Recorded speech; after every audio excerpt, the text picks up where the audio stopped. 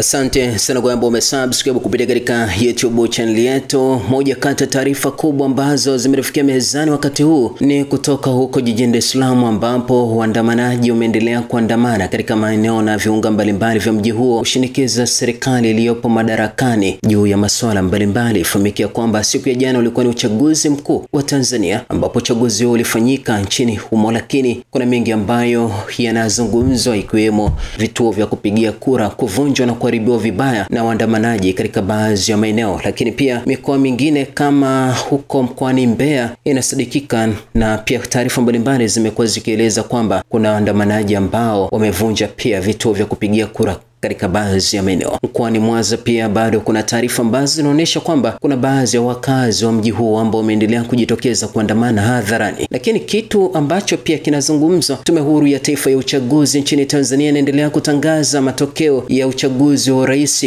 Wakati huu pia maandamano yakiendelea kuongezeka katika maeneo na viunga mbalimbali. Tuendelea kukujuza kila ambacho kinaendelea, lakini pia kama ambavyo unatizama hapa ni maandamano ambapo wakazi wa mji eneo la Mbezi huko mkoani Dar es Salaam wameandamana katika maandamano ambayo yalianzishwa siku ya jana. Mwanaharakati wa masuala ya haki za binadamu na kisiasa nchini Tanzania ambaye anaishi nchini Marekani, Mange Kimambi, amekuwa akisisitiza kuwataka wananchi kujitokeza kwa wingi na kuandamana hadharani katika kipindi hiki, huku akisema kwamba uchaguzi huu haupaswi kufanyika. Chama cha Demokrasia na Maendeleo Chadema akishiriki katika uchaguzi huo, ikisema kwamba hakiwezi kikashiriki katika uchaguzi ambao tayari unaonekana moja kwa moja kwamba una dosari.